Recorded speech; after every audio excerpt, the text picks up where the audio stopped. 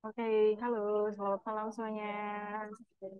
Apa kabar nih teman-teman? Sebelumnya makasih banyak ya udah meluangkan waktu buat join di kelas hari ini spesial yang akan membahas tentang nature microfotografi. Mungkin dari teman-teman di sini boleh nih komen di kolom chat siapa nih yang udah memulai di genre ini. Mungkin boleh komen di kolom chat sambil aku mau jelasin tentang rules kelas hari ini.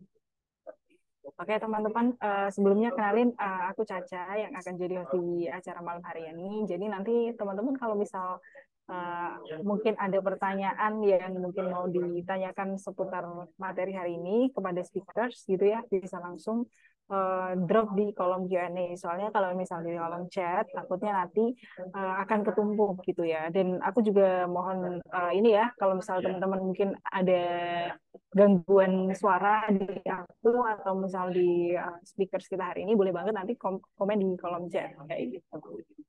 Kemudian ini kayaknya wow, aku lihat teman-teman yang join di sini ada juga yang dari luar pulau dan luar biasa sekali ya. Semangat banget buat belajar materi hari ini. Oke, sebelumnya aku mau jelasin dulu tentang rules kelas hari ini karena aku lihat banyak sekali teman-teman di sini yang istilahnya mungkin baru pertama kali join di Messing Academy.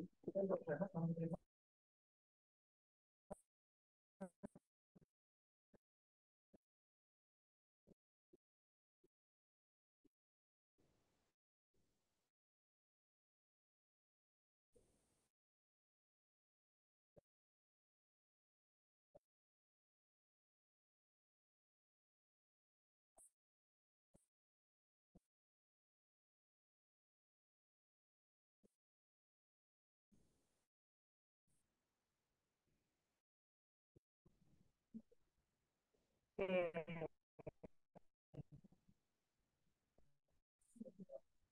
oke, next. Mungkin dari teman-teman agak bingung ya tentang apa itu. Kemudian ada juga yang olahraganya Akademi Racing, kita juga ada Racing ini adalah aplikasi berbasis Android atau iOS dan itu gratis ya teman-teman, dan fungsinya sendiri untuk bikin landing page atau single website dengan fitur lengkap kayak kalau misal kalian pengen menampilkan URL sosial media, terus kemudian mungkin ada YouTube, Spotify dan lain sebagainya gitu ya, atau mungkin marketplace bisa benar ditampilkan di situ gitu. Nah, kurang lebih tampilannya kayak gini ya teman-teman. Ada juga fitur analitik. Nah, fitur analitik ini fungsinya kalau misal kalian pengen ngecek nih berapa banyak kunjungan analitik atau berapa banyak kunjungan profile di masing-masing linknya kayak gitu. Kemudian next, oke. Terus kemudian ada juga ini ya teman-teman, tadi kan sempat diinfokan juga ke dari admin grup ke kalian gitu ya di WhatsApp grup terkait sertifikat. Jadi buat teman-teman yang pengen dapetin sertifikat di kelas hari ini akan dikenakan biaya administrasi sebesar 15.000 dan itu nggak wajib ya teman-teman. Kalian bebas kalau misal kalian mau apa namanya pengen dapetin sertifikat silakan, kalau misalnya juga nggak apa-apa gitu. Nah, selain kalian dapat sertifikat, kalian nantinya juga bakal dapat Amazing Premium kurang lebih akses Amazing Premium kurang lebih 2 bulan kayak gitu. Dan ini contoh tampilan dari Amazing Premiumnya kayak gitu ya teman-teman. Oke, oke, sorry ya teman-teman. Ini suaranya ini ya agak rame ya, sorry. Oke, oke kalau gitu langsung kita mulai aja mungkin ya. Kayaknya peserta juga udah nggak sabar buat belajar di kelas hari ini. Mungkin kita sambut aja nih narasumber kita hari ini. Halo, selamat malam Mas Oki. Halo, selamat malam semua. Oke, oke Mas Jelas Oki, ya suara saya. jelas aman. Oke Mas Oki. Nah, sebelumnya makasih banyak ya udah meluangkan waktu buat join di Racing Academy spesial bahas tentang micro fotografi ya Tapi ya, bareng teman-teman. sama-sama. Oke, oke Mas Oki, mungkin ini bisa langsung dimulai aja nih, kayaknya peserta juga udah gak sabar nih untuk Sabar belajar ya. bareng Mas Oki. Mungkin bisa langsung dimulai aja atau mau bisa sapa pesertanya juga silakan. Waktu dan Zoom Caca silakan. Baik, terima kasih buat Mbak Caca atas waktu yang diberikan pada saya. Alhamdulillah, malam ini kita bisa bareng kumpul di sini nih. Terima kasih juga buat Amazing.id sudah memberikan waktu serta tempatnya untuk kita berbagi dan sharing-sharing di sini, ngobrol-ngobrol ya. Oke, perkenalkan, nama saya Oki Purnama Setiawan, bisa disebut Oki. Saya tinggal di Lembang, Bandung Barat. Jadi masuknya ke Kabupaten Bandung Barat sih. Maaf ini saya sambil share screen ya. Oke, saya lihat di sini juga banyak kawan-kawan yang dari luar pulau nih, asik. Biasanya nanti apa namanya, eh, koleksi serangganya itu lebih unik-unik gitu. Oke, ini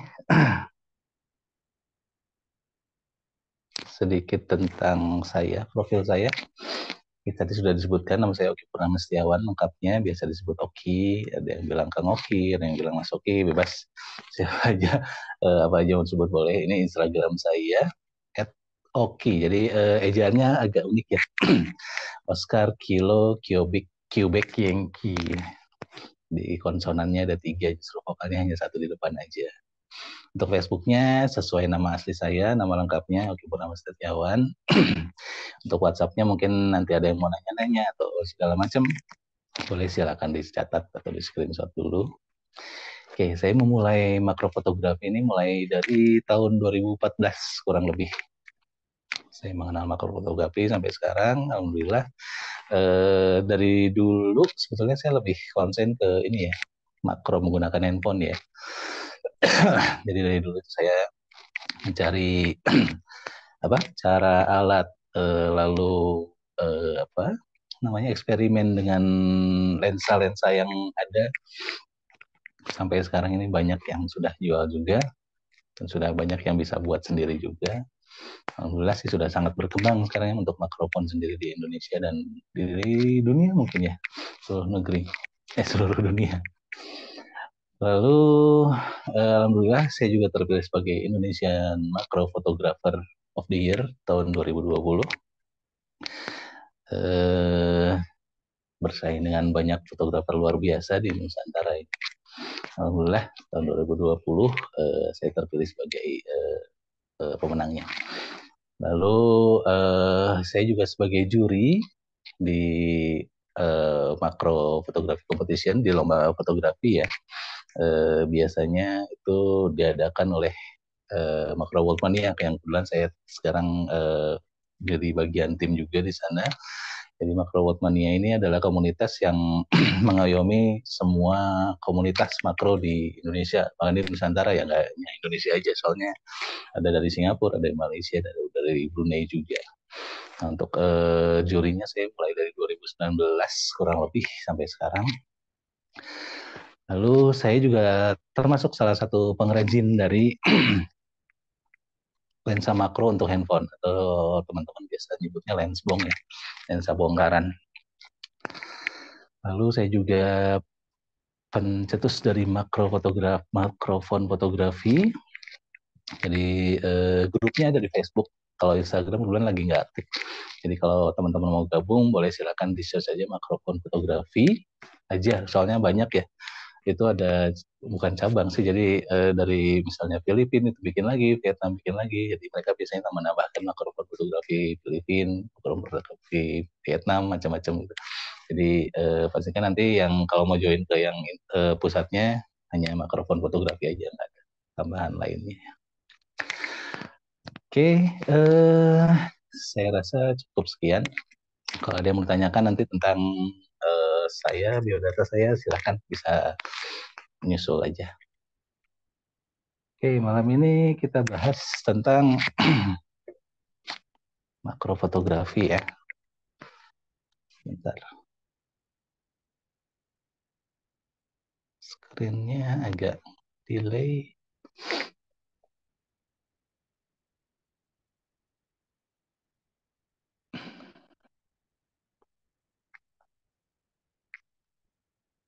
Saya out dulu aja. Oke.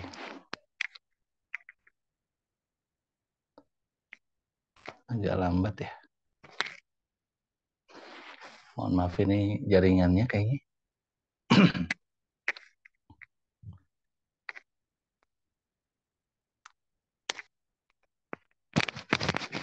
Maaf, masih ada nggak suara saya?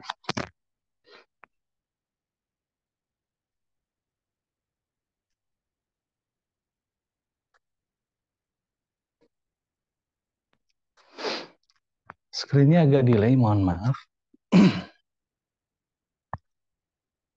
Oke. Nah, langsung aja ya kita ke definisinya. Oke.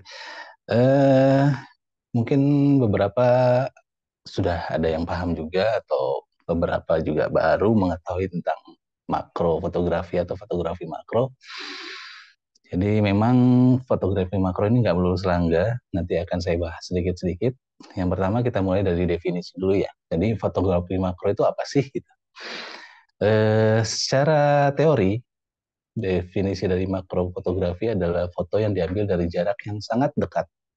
Oke, ya, jadi nggak hanya cukup dekat, jadi sangat dekat untuk mendapatkan detail yang jelas dengan pembesaran yang baik.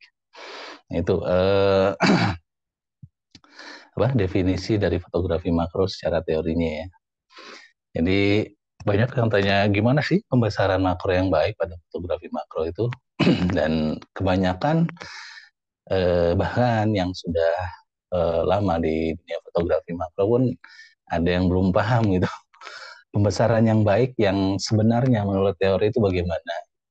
Jadi idealnya pembesaran gambar yang dihasilkan pada saat memotret, bukan setelah editing, itu adalah minimal 1:1. 1:1 itu besarnya objek dibandingkan dengan kalau sekarang ukuran sensor kamera full frame. Kalau dulu pembandingnya adalah krise atau negatif film yang kurang lebih ukurannya sekitar 24 mm sampai 36 mm. Oke, di dalam gambar ini contoh adalah laba-laba ya. Diilustrasikan ukurannya sekitar 15 kali 10 mm, nggak besar. Jadi kalau secara teori pas kita foto, jadi besarnya akan seperti ini di dalam frame ya. Kurang lebih, jadi masih ada ruang-ruang kosong di sekitarnya. Beda kalau misalnya kita foto capung. Foto capung, kalau kita foto dengan berpatokan dengan teori makro yang sebenarnya, yaitu yang tadi perbandingan 1:1, maka capung itu nggak akan bisa masuk full frame. Maksudnya full body ke dalam frame. Jadi kalau kita hitung rata-rata ya ukuran capung sekitar 5 sampai 6 cm panjangnya. Nah, sedangkan ini lebar frame-nya sendiri hanya 36 mm atau sekitar 3,6 cm. Jadi ketika kita foto capung dengan pembesaran 1:1 itu paling hanya setengah atau 3/4 capung aja yang masuk ke dalam frame. Itu yang sesuai teori ya, seperti itu gitu. Jadi kalau misalnya kita foto capung tapi masuk semua badannya atau full body, kalau secara teori itu belum bisa dikategorikan sebagai makro. Hanya memang perkembangan fotografi makro semakin meluas. Jadi nggak hanya tentang detail aja, nggak hanya tentang pembesaran aja. Sekarang sudah mulai meluas menjadi dunia kecil. Jadi yang kita foto itu tidak hanya objeknya saja, tapi dengan tangkringannya, misalnya dia tangkring di bunga atau apa, itu biasanya bunganya pun dibawa utuh gitu. Atau suasana di sekitarnya itu benar-benar dijelaskan, atau bisa dikatakan foto makro sekarang itu bisa lebih bercerita gitu. Nggak hanya tentang detail aja, nggak hanya tentang pembesaran aja. Nah,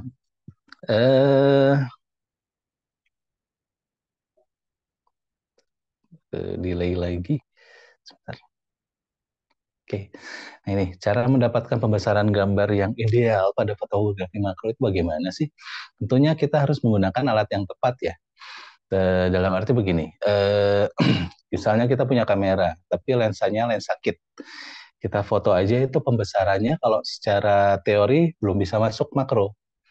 Jadi perlu bantuan alat lagi.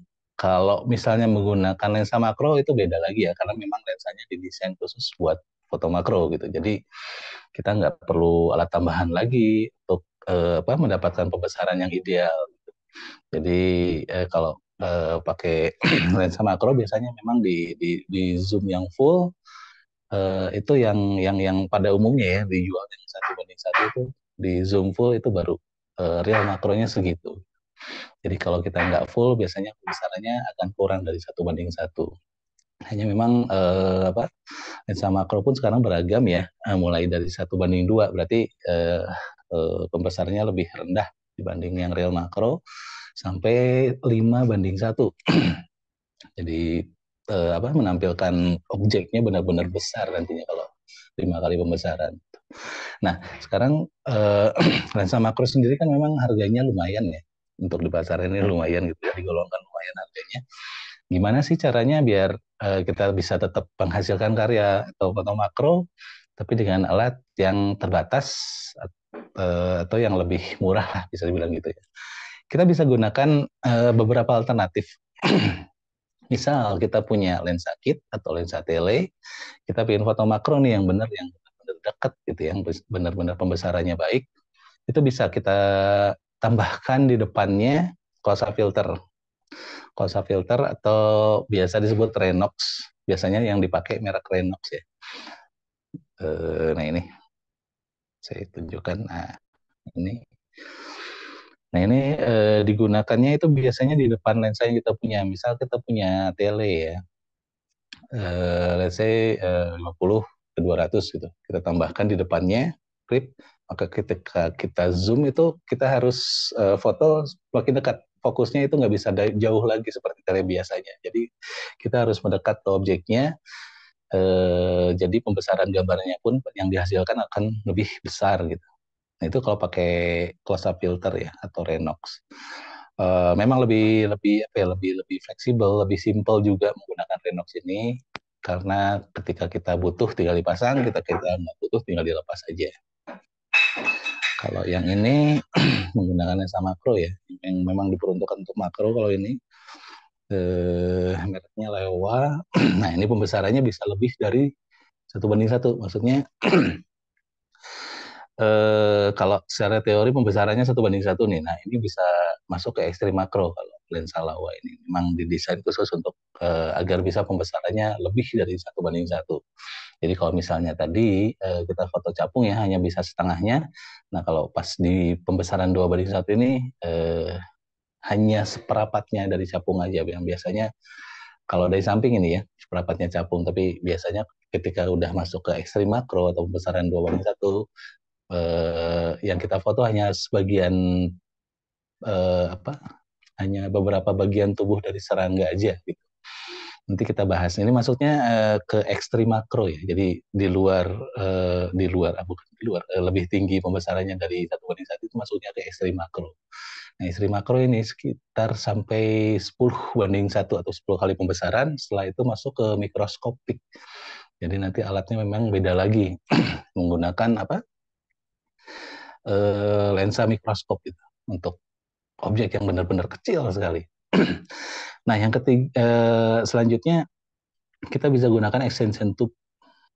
Extension tube ini gunanya untuk memberi jarak antara sensor kamera dengan optik lensa. Jadi dipasangnya di antara bodi kamera dengan lensa yang kita punya. Memang agak ribet ya kalau ini kalau extension tube, karena ketika kita butuh misalnya ini kan extension tube biasanya ada beberapa tingkat beberapa tumpuk ya, 2 sampai 3. Misalnya kita hanya mau gunakan satu sedangkan yang terpasang 2 kita harus buka dulu ringnya gitu, agak repot kalau extension tube. Tapi pembesarannya sih cukup baik. Banyak juga kawan-kawan yang alatnya terbatas, mereka menggunakan extension tube ini, misalnya pakai lensa kit atau lensa tele itu bisa, atau bahkan lensa fix yang 50 mm juga bisa. Ini beberapa alternatif ya di luar lensa makro yang memang harganya lumayan. Nah sekarang handphone sekarang memang udah canggih-canggih ya dibanding dulu saya awal-awal belajar makro itu. Aduh, jauh lah gitu ya kualitas gambar yang dihasilkan atau apa eh, kerapatan pixelnya juga jauh berbeda. Kalau sekarang udah canggih-canggih. Nah, ada juga beberapa HP yang sudah disematkan kamera makronya ya, hanya memang hasilnya belum belum belum baik sekali lah. Mungkin perlu beberapa peningkatan lagi sampai nanti benar-benar baik gitu loh hasil kamera makronya. Nah, kalau untuk handphone sendiri sangat disarankan untuk menambahkan lensa makro di kameranya gitu. Jadi kita pakai kamera utama, jangan dipasang di kamera makro. Kalau ada fitur makronya, itu kita pasangkan lensa makro di bagian kamera utamanya. Biasanya dijepit seperti ini nih. Jepit seperti ini. Nah ini lensa makro begini membantu kita untuk memperdekat jarak fokus, untuk biasanya menyamarkan latar juga ya, karena kadang kalau fitur kamera makro di HP itu kurang bisa menyamarkan latar. Beda dengan kalau kita menggunakan lensa tambahan seperti ini. Nah ini juga contohnya. Lensa makro tambahan ini lagi foto capung atau damselfly agak ketutupan lingkarannya sih. Nah, ini lensa makro sekarang udah sangat bervariasi gitu, mulai dari pembesaran, kehalusan latar segala macam sudah sangat bervariasi. Oke, ini untuk contoh yang handphone ya. Untuk mendapatkan pembesaran yang ideal dengan menggunakan handphone itu bisa dengan menambahkan lensa makro di HP kita. Oke, di Indonesia atau mungkin di dunia ya, makro itu dibagi dengan 5 kategori. Yang pertama ngacur, lalu ada stage, itu berlawanan dengan nature ya, jadi foto makro yang dikonsep. Lalu ada ekstrim makro tadi yang khusus untuk pembesaran yang tinggi gitu ya, yang bagian matanya aja kelihatan fasetnya segala macam, itu masuknya ekstrim makro. Lalu ada still life makro. Jadi kalau still life makro itu benda yang nggak bergerak, objek utamanya gitu. Biasanya memang kebanyakan di konsep juga sih untuk still life makro ini sama dengan stage. Lalu yang terakhir itu art makro. Kalau art lebih ke editing ya, jadi memaksimalkan di editing itu benar-benar buat yang jago edit. Jadi untuk blending foto, merubah warna, penambahan blur segala macam itu masuknya ke art makro. Nah, untuk nature makro ini adalah foto makro yang alami. Alami maksudnya adalah kita ambil di alam yang sesuai aslinya gitu, tanpa rekayasa kita sebagai fotografer atau manusia lainnya. Jadi sesuai dengan kejadian atau momen yang ada di saat itu gitu, bukan direkayasa oleh manusianya. Nah, yang utama ini sebetulnya kunci dari foto nature yang baik atau yang menarik memang ada pada momen ya. Momen itu paling penting dari natur makro fotografi. Lalu yang kedua ini waktu, cahaya, setting komposisi dan macam-macam. Sebetulnya nanti akan saya singgung sedikit tentang momen karena butuh waktu lumayan untuk bahas secara detail gitu ya. Nah ini contohnya nih untuk makro nature. Ini semuanya tanpa rekayasa, benar-benar sesuai yang terjadi di alamnya. Foto yang pertama ini Robert Fly lagi makan. Nah ini momennya makan. Kuncinya memang pada momen ya untuk natur makro karena kita memperlihatkan kejadian yang terjadi di alam. Memang kebanyakan fotografer makro ini lebih senang sama serangga gitu. Jadi mereka unik, detail-detailnya pun luar biasa gitu, dan momen-momennya juga unik gitu. Maksudnya kalau sebelumnya kita nggak merhatikan apa yang terjadi di halaman kita atau di mana, itu kalau jadi fotografer makro biasanya akan lebih teliti lagi, jadi lebih sering memperhatikan lagi gitu. Ini contoh yang kedua adalah capung jarum. Jadi beberapa serangga memang mereka kanibal ya, jadi memakan sesamanya. Biasanya Kayak contohnya mantis, belalang sembah gitu. Kalau udah kawin itu si jantannya dimakan nih sama betinanya gitu. Lalu kalau yang capung jarum ini biasanya karena bisa juga setelah kawin atau bisa juga karena memang sudah sangat lapar sekali jadi temennya pun dia makan langsung gitu. Nah ini yang setelahnya capung jarumnya lagi kawin nih, membentuk seperti love gitu ya. Jadi ada jam-jam tertentu mereka kawin, mereka makan. Jadi memang butuh butuh waktu kita berada di spot untuk melakukan penelitian lebih lagi. Nah ini hummingbird moth, moth itu ngengat ya, ngengat yang kayak kalau tahu burung hummingbird sama sih, dia juga suka makan nektar gitu. Jadi ini juga hummingbirdnya lagi mencari nektar di bunga-bunganya sebagai makanan dia.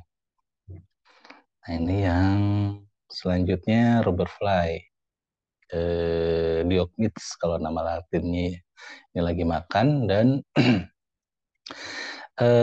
ada beberapa serangga yang memang munculnya musiman gitu. Seperti Diognitz ini munculnya sekitar September sampai Desember. Biasanya beda daerah memang beda waktunya, hanya rentang waktunya biasa antara itu gitu, September sampai Desember.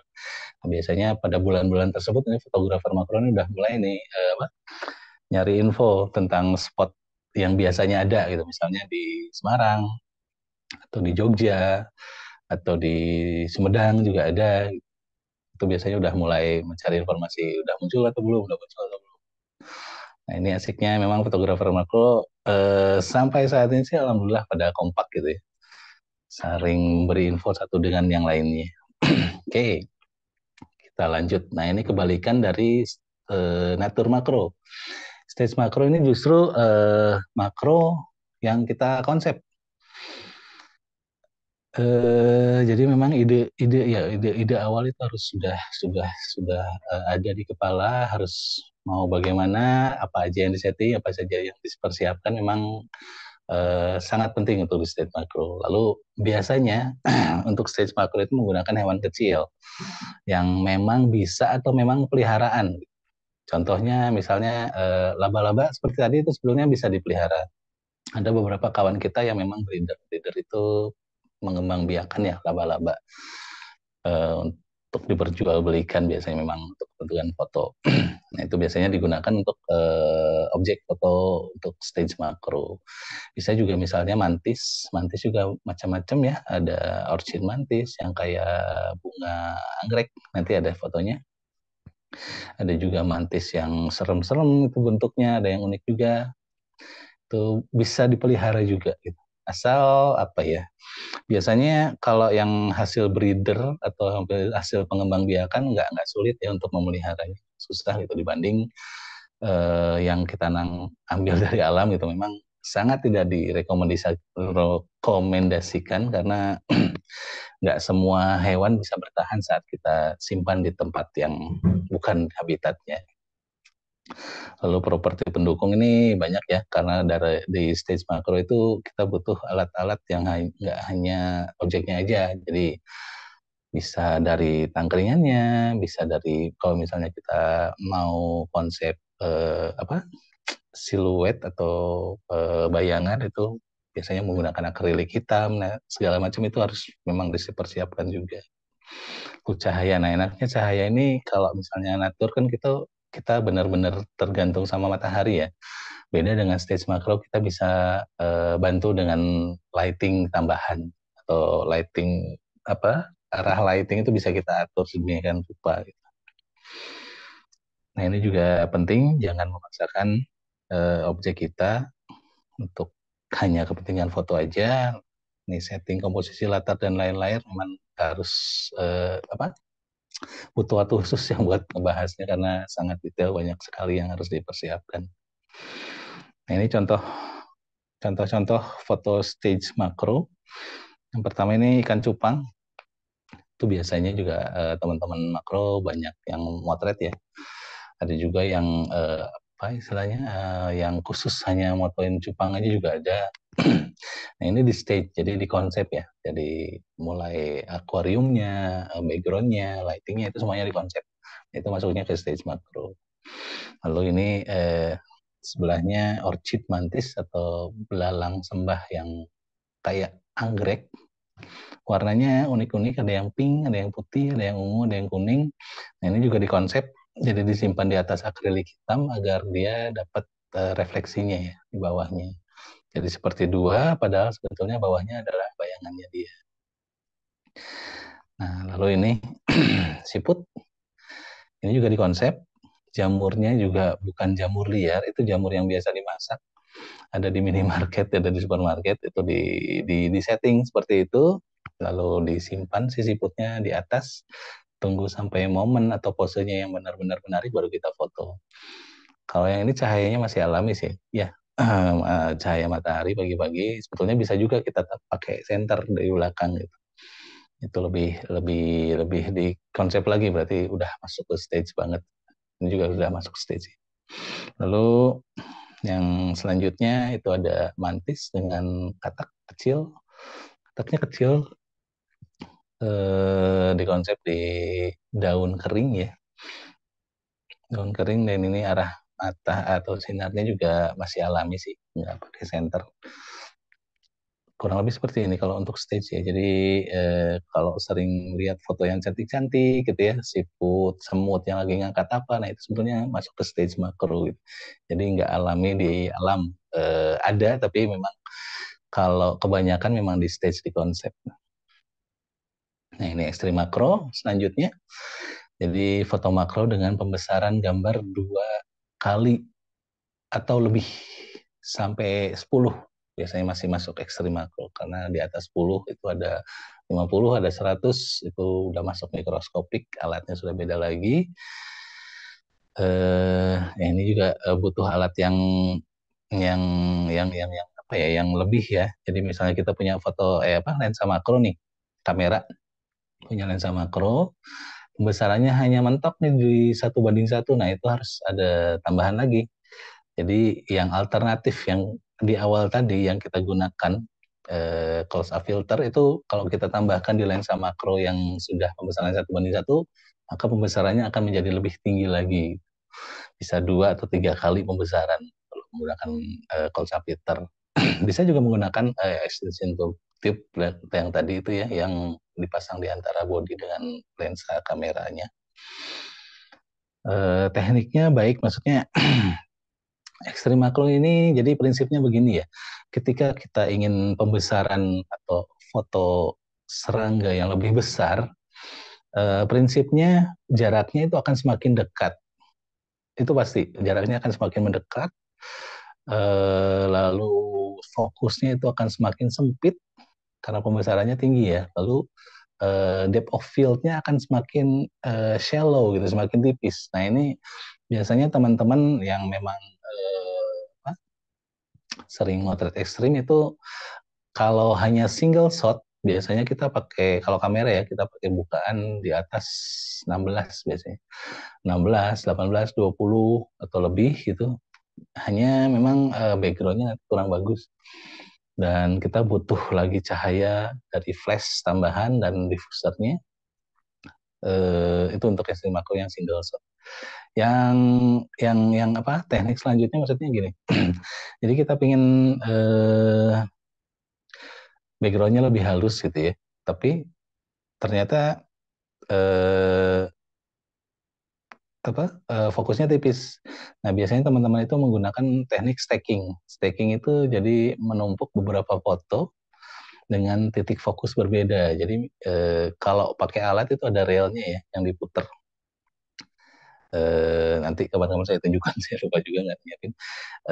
Itu ada railnya khusus di marketplace, juga banyak rail untuk makro itu ada. Jadi untuk menggerakkan kamera maju mundur secara halus itu ada alatnya lagi. Jadi ketika kita foto ekstrim dengan fokus yang tipis, kita butuh beberapa foto dengan titik fokus yang berbeda. Jadi misalnya bisa sampai puluhan sampai ratusan bahkan. Itu yang pakai rail ya. Yang kalau yang handheld itu handheld bisa pakai teknik burst. Jadi kayak ngobras gitu istilahnya tuh. Nah itu dari misalnya kita ambil dulu fokus yang paling ujung nih di hidungnya gitu. Kita burst sampai fokusnya kira-kira sampai kepala gitu. Nah nanti itu ada aplikasi buat menyatukannya menggunakan komputer. Biasanya pakai Zeren Stacker ya. Kalau kawan-kawan yang biasa menggunakan teknik stacking. Nah lalu pemahaman objek juga ini penting ya. Waktu uh, karakter serangga itu kalau untuk S5 makro karena jaraknya lebih dekat dari makro biasanya itu butuh pemahaman objek yang lebih lagi. Kalau ekstrim yang make rel atau yang dikonsep biasanya memang menggunakan hewan awetan ya, atau yang sudah mati. Oke, saya nggak akan lama-lama karena waktunya juga terbatas. Saya langsung ke contoh aja nih ya. Nah ini contoh ekstrim makro. Kalau yang suka makro, yang detail matanya, apa mukanya gitu kelihatan banget, ya itu maksudnya ekstrim makro itu. Jadi pembesaran gambarnya tinggi sekali. Ini semut kepala merah, ini semutnya tergolong besar ya ukurannya. Nah ini kita foto dengan teknik ekstrim makro itu bisa kelihatan tuh bulu-bulu di mukanya, lalu detail di mulutnya, matanya juga kelihatan. Nah, ini yang selanjutnya kumbang bagian muka sebelah ya. Jadi matanya itu rata-rata serangga memang banyak eh, faset gitu ya. Disebutnya faset sih, mata faset. Nah ini eh, kalau dengan ekstrim makro kita bisa ngelihat detailnya lebih jelas lagi. Tapi memang dibutuhkan teknik yang sudah paham ya, maksudnya udah ngerti lah gitu. Cahayanya harus bagaimana, settingnya bagaimana, memang butuh waktu juga untuk kesini. Ada laba-laba lagi makan, ini laba-labanya kecil sekali. Jadi ketika di pembesaran tinggi pun masih kelihatan masih full body gitu. Cuma lalatnya juga lalat kecil ini. Ini masuk ke ekstrim makro. Nah ini juga rubber fly. Ekstrim makro jadi bagian matanya, mukanya itu kelihatan matanya banyak ya. Ini contoh untuk ekstrim makro. Nah, lalu still life. Nah, still life ini objeknya benda tidak bergerak ya atau benda mati. Bisa juga bunga atau jamur itu masuk ke still life kalau di makro Nusantara atau makro World Money.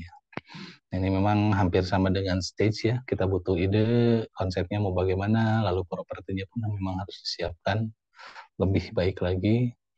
Untuk cahaya segala macam lebih fleksibel lah ya, karena kita objeknya nggak bergerak gitu. Maksudnya bukan serangga atau hewan yang notabene mereka kan hidup, mereka bisa takut, mereka bisa kabur gitu. Kalau still life ini lebih lebih santai lah fotonya. Ini beberapa contoh untuk still life. Terkonsep water bed dengan botol-botol kecil seperti ini. Gitu. Nah ini bawahnya lembaran kertas berwarna. Bisa dikonsep juga. Lalu ini dandelion seeds atau bunga dandelion dikonsep juga menjadi lebih menarik. Nah ini jeruk dimasukkan ke air soda, jadi buih-buihnya itu nempel di jeruknya. Ini biji kopi juga bisa kita konsep untuk makro. Nah, seperti ini juga mengambil refleksi. Ini sebutnya still life ya, still life makro. Sama sih, fotografi still life juga kan memang objek utamanya benda yang nggak bergerak ya. Nah, ini contoh-contoh untuk still life makronya. Oke, lanjut ke art makro. Nah, art makro ini memang lebih ke editing. Jadi benar-benar memaksimalkan di editing gitu. Merubah warna, montage atau blending foto gitu, lalu menambahkan elemen-elemen yang ada di foto sebelumnya. Hanya memang yang perlu diperhatikan ada logika ya, maksudnya logika begini. Kadang ada kawan-kawan yang ngedit art makro itu kurang kupu gitu ya, misalnya dengan kepik itu apa sih, kumbang yang kecil itu yang kayak kura-kura bintik-bintik tato-tato. Nah, ukurannya itu enggak apa ya, terlihatnya kurang kurang kurang natural gitu, kurang seperti aslinya gitu. Kadang kupunya malah lebih kecil tapi kepiknya lebih besar. Nah, seperti itu maksudnya, utamakan logika itu seperti itu. Jadi harus secara ukuran itu harus sesuai dengan aslinya gitu, biar nggak terlalu mengarang bebas banget gitu. Ini contoh-contoh untuk art makronya. Jadi ini tuh foto bunga dan foto hoverfly-nya itu foto berbeda. Jadi ditempelkan gitu, di apa ya istilahnya, di blending ya. Background-nya juga bukan background asli saat memotret. Jadi ada 3 foto, foto background, foto bunga, dan foto hoverfly-nya. Dijadikan satu seperti ini. Ini juga sebetulnya kalau yang di atas ular seperti ini bisa bisa bisa dikonsep saat memotret, bisa juga diedit, ditempelkan gitu. Jadi kita foto di sesi berbeda, foto si ulirnya dulu ini, lalu kita foto kepiknya, lalu nanti ditempelkan di editing. Nah ini juga kupunya itu bisa natural saat motret, bisa juga kita editing. Nah yang lebih lebih menonjol di foto ini adalah warna ya. Warnanya menjadi biru gitu. Kalau kalau aslinya kan biasanya hijau ya. Hijau kalau di alam itu memang makro identik dengan hijau. Nah ini kita edit, dirubah warnanya agar menjadi lebih indah. Ini masuknya ke art makro. Oke, nah ini saya akan sedikit membahas tentang natur makro ya. Tentang momennya. Jadi momen ini memang benar-benar penting dalam natur makro. Biasanya kalau dalam lomba gitu ya akan lebih di apa ya dipertimbangkan untuk masuk ke dalam kategori yang baik itu adalah foto makro natur yang memang ada momennya. Entah itu lagi makan, kawin, molting, berkreatif kulit, atau bermetamorfosa, ataupun lagi terbang bawa makanan atau segala macam, itu akan mempunyai nilai yang lebih dibandingkan misalnya hanya foto kupu yang hanya nangkring biasa aja gitu ya. Beda dengan misalnya kupu yang lagi kawin gitu. Nah, itu nilai lebih dari satu momen, dari momen gitu ya, dari momen pada natur fotografi di makro ini. Ini contohnya momen-momennya seperti ini, ngengat yang sedang kawin gitu. Akan lebih menarik terlihatnya gitu ya dibanding kalau hanya ngengat yang hanya satu aja gitu. Ini juga butterfly yang lagi makan. Nah ini sebelahnya capung lagi molting istilahnya. Molting itu berganti kulit atau metamorfosa ya. Jadi kalau yang rumahnya deket sawah nih ya, biasanya ini malam-malam saya foto sekitar jam 11 malam ini. Jadi nanti larvanya itu pada naik ke batang-batang padi. Nah, baru mereka memulai moltingnya ini. Jadi sebelum menjadi capung itu sebelumnya larva dan mereka hidup di air. Di air ya capung ini. Dan mereka naik lalu molting sampai keluar si capungnya, mereka akan sayapnya sampai kering sekali sampai pagi, baru mereka terbang untuk cari makanan dan kawin. Nah, ini juga kupu-kupu sudah beres keluar dari kepompongnya. Ada kepompong, ada kupu-kupu, itu akan lebih menarik dibanding hanya kupu-kupunya aja gitu. Kalau untuk natur. Nah, ini juga lalat biasa sih ya, lalat rumah yang sering ada di rumah, di makanan gitu. Nah, itu kalau misalnya sedang ada momennya akan lebih menarik gitu dibanding hanya foto lalatnya aja gitu. Nah, ini juga lebah yang lagi terbang untuk mencari nektar, lagi mau ngambil nektar di satu bunga, itu lebih menarik dibanding hanya lebah misalnya hanya nangkring aja di ranting kering gitu. Itu lebih menarik kalau misalnya ada momennya seperti ini kalau untuk natur makro. Lalu selanjutnya, nah ini momennya udah kawin, makan lagi. Nah ini momennya luar biasa gitu. Jadi kalau untuk di makro, natur makro khususnya ini nilainya, maksudnya memiliki nilai lebih tinggi dibanding yang tanpa momen. Nah untuk apa ya, untuk menguasai atau mendapatkan foto natur makro yang memiliki momen yang baik atau yang menarik memang perlu pengetahuan tentang objek. Maksudnya begini, eh, objek apa dulu nih yang mau difoto, misalnya capung gitu ya, kayak yang tadi. Capung ini momennya apa ya, lagi makan atau lagi molting seperti tadi. Nah itu kita harus observasi dulu spotnya atau habitatnya. Nah capung ini ada di mana sih gitu, hidupnya ada di mana.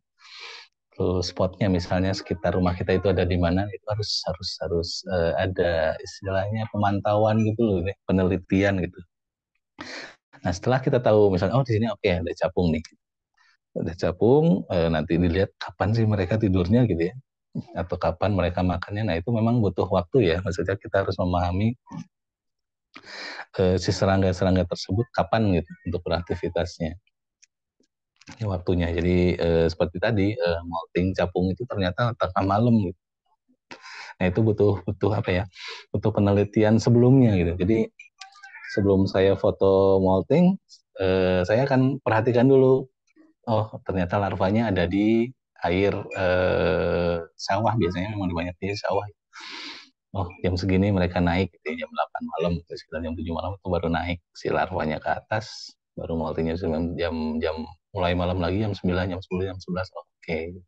Berarti saya harus persiapkan sekitar jam segitu untuk lightingnya, tripod segala macam gitu.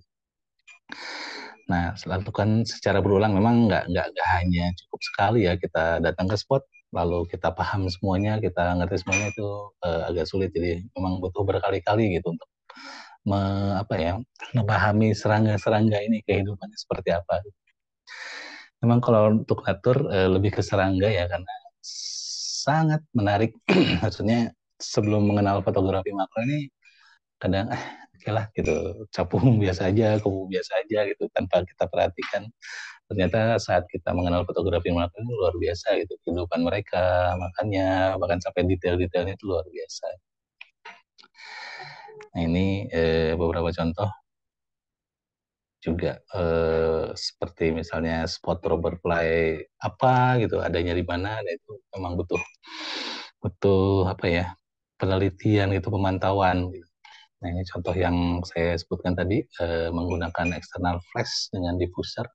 Jadi fungsi si hitam ini yang besar ini untuk menahan menahan cahaya agar tidak terlalu keras ya. Si external flashnya nggak terlalu keras kena objeknya, jadi lebih mendiffuse atau menyaring, lalu lebih meratakan juga jatuhnya cahaya hanya ke objek aja. Nah, ini juga yang menggunakan handphone. Memang objek yang apa ya, yang menarik untuk para fotografer makro ini, Robert Fly ini memang sangat diburu oleh mereka. Ini contoh juga sampai harus duduk, kadang harus tiduran ke bawah gitu untuk dapat angle, untuk dapat cahaya yang enak gitu. Memang harus sudah biasa seperti ini gitu untuk fotografer makro. Baik, untuk malam ini cukup sekian saya sampaikan. Insya Allah nanti mungkin kedepannya akan ada lanjutannya ya dari natur makro ini, apa aja sih yang bisa menjadikan natur makro ini menjadi menarik gitu, di lain di apa di samping momen tadi, arah cahaya bagaimana, angle bagaimana, gitu, waktunya bagaimana. Nah itu kita akan bahas lebih lanjut lagi nanti.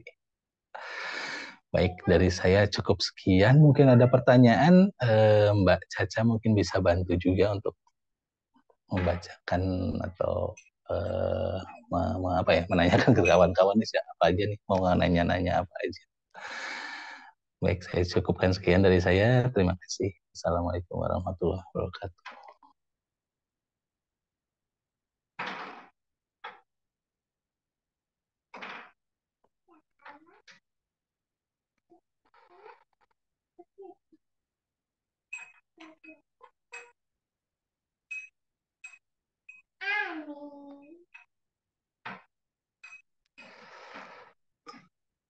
Silakan. Ada ya, udah ada yang nanya ya?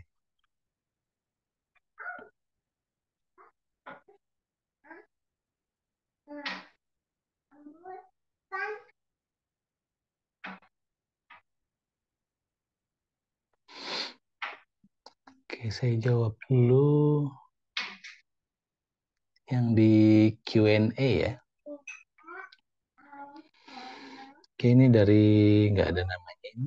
Anonymous attendee. Oke, izin bertanya, Kang. Saya kemarin melakukan praktikum menggunakan mikroskop, terus untuk memotretnya itu setiap orang pakai HP sendiri. Tapi karena HP saya real sensor, yang kameranya 3 agak susah untuk memotret hasil mikroskop. Kalau misalkan lensa bongkaran yang difokuskan ke kamera, yang mana yang akan dari? Oke. Memang kebanyakan kamera HP ya, kamera HP zaman sekarang itu nggak hanya satu ya, dibanding dulu hanya satu aja. Sekarang itu udah macam-macam. Ada lensa wide-nya lah ya, ada lensa makronya juga, ada apa lagi ya sekarang, tele ya biasanya, tele zoom. Lalu ada satu kamera buat depth of field biasanya untuk foto potret.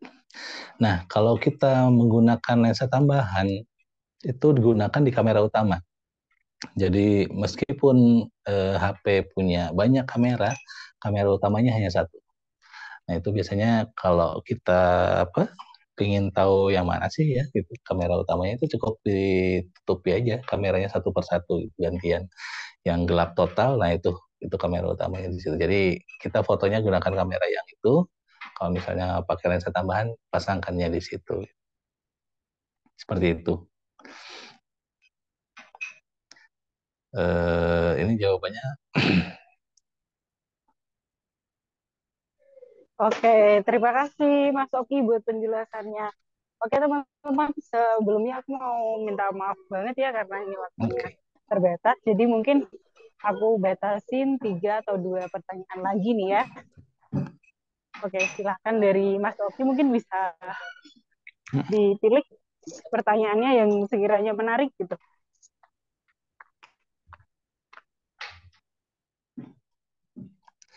Oke, karena temanya natur ya, saya akan jawab yang dari Kak Ilalang, rumput ilalang ini. Pertanyaannya, bagaimana cara foto serangga agar saat difoto mereka tidak terbang atau kabur? Gitu. Yang pertama itu tadi ya, kita harus paham dulu karakter dari serangganya. Memang itu butuh waktu. Hanya kalau mau lebih simpelnya, foto mereka di saat mereka masih istirahat. Kalau di Bandung ya, di Lembang itu biasanya sekitar jam 6 sampai jam 7 atau setengah 8 lah. Itu serangganya masih pada tidur. Percaya atau nggak percaya, bisa dicoba. Jadi kalau misalnya udah hafal nih ya spotnya di mana gitu, misalnya ada lahan kosong, kita pantau dulu, oh ternyata ada serangganya, ada belalang, ada lalat, atau mungkin ada yang lebih unik, rubberfly gitu misalnya. Nah, datangi sepagi mungkin. Jadi sekitar jam 6 lah ya, jam 6 itu datang ke sana, cari serangga-serangga, pasti mereka lebih lebih anteng karena mereka masih istirahat, belum bangun, belum melakukan aktivitas. Apalagi kalau misalnya habis hujan itu basah badannya, mereka agak males untuk bangun, nah itu lebih mudah untuk didekati. Jadi caranya ya seperti itu gitu. Saya juga kebanyakan foto itu pagi hari. Jarang kalau sampai siang-siang tengah hari itu jarang, kecuali memang ngejar momen ya. Maksudnya ada beberapa momen yang memang mengharuskan kita untuk foto di siang hari sekali. Nah, tapi kalau misalnya di pagi hari itu lebih sering saya lakukan karena selain mereka mereka masih belum agresif, masih istirahat gitu. Lebih mudah gitu kita untuk mengarahkan background segala macam, mendapatkan cahaya yang enak. Ya lebih lebih lebih mudah gitu fotonya. Biasanya memang kebanyakan foto untuk yang natur saya pagi hari sekali. Jadi saat mereka belum beraktivitas. Oke,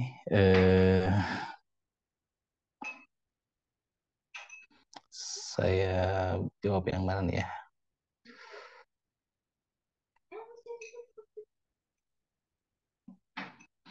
Oke, saya jawab yang dari Mas Heru. Ini ada 2 pertanyaan, cuma saya jawab salah satu aja ya.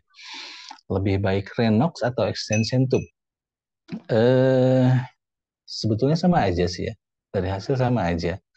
Hanya biasanya misal nih, pengalaman saya pakai pakai lensa tele 55 ke 230 Fuji, saya gunakan Renox itu udah pasti dekat. Jadi pembesaran paling rendah kalau kita pakai di focal yang 55 itu tetap dekat gitu. Jadi kalau untuk makronatur dibilang susah sih enggak ya, cuman memang kalau udah terbiasa mah gampang-gampang aja, cuman jaraknya lebih dekat aja gitu ke objek. Nah, itu kalau pakai Renox. Jadi kalau Renox memang lebih enak kalau kita mau foto yang pembesarannya tinggi gitu ya, pembesarannya fotonya pengen terlihat besar itu lebih enak pakai Renox. Lalu pakai Renox ya itu tadi yang saya sampaikan lebih simple, lebih fleksibel. Jadi nggak terlalu ribet kayak extension tube gitu ya, harus copot pasangnya di antara body dan si lensanya. Nah, hanya enaknya kalau extension tube ini karena dia ada 3 ya, biasanya 2 sampai 3 tumpuk, kita bisa pilih nih. Biasanya semakin tipis tumpukannya kan itu ada, kalau nggak salah itu extension tube ada yang 10 mm, 15 sama 25 ya kalau nggak salah, saya lupa lagi. Jadi misalnya kita mau nggak terlalu dekat nih, pakai aja yang 10 mili gitu. Tapi memang nanti pembesarannya nggak terlalu tinggi, tapi jaraknya akan lebih jauh gitu. Itu lebih lebih enak memang untuk natur ya. Maksudnya misalnya kita mau foto kupu-kupu gitu ya. Kalau misalnya pakai Renox itu udah pasti deket banget nih. Nah, kalau misalnya pakai Essential Tube, kita gunakannya yang paling tipis Essential Tube-nya, maka jaraknya akan lebih jauh lah gitu dibanding pakai Renox. Itu mungkin plus minusnya ada ya, masing-masing alat ada plus minusnya gitu. Memang enaknya kita punya semuanya, hanya kalau mau ekonomis memang Essential Tube itu lebih murah dibanding Renox gitu. Kalau Renox DCR M250 itu sekitar 700 sekian lah.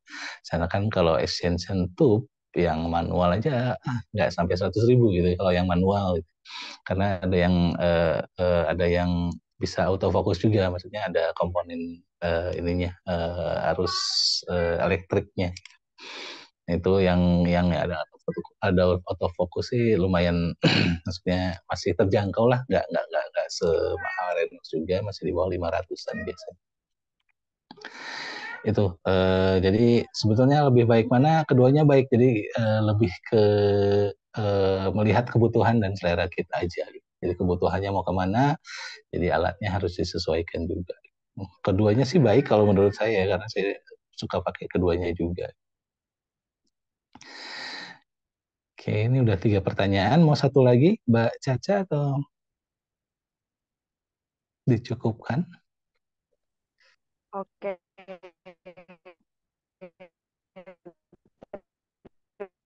Terima kasih Mas Soki. Ya, Mbak Caca agak putus-putus kayaknya.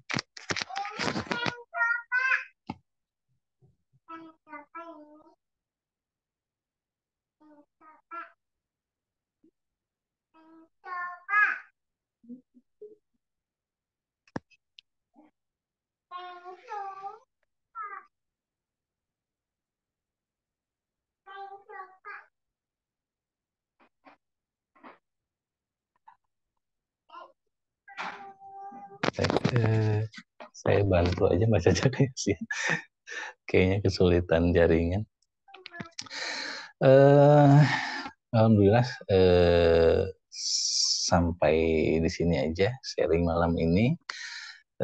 Sebelumnya nanti akan ada program ya dari amazing.id untuk selanjutnya, kelanjutan natur makro ini seperti apa. Hanya mungkin nanti ada registrasinya, bisa ke Mbak Caca atau ke admin amazing.id-nya. Ataupun ada yang mau bertanya tentang apapun itu, tentang makro ya, atau tentang yang kita bahas malam ini, boleh kontak di Instagram saya tadi yang sudah saya tunjukkan Instagramnya, atau bisa ke WA juga, silakan.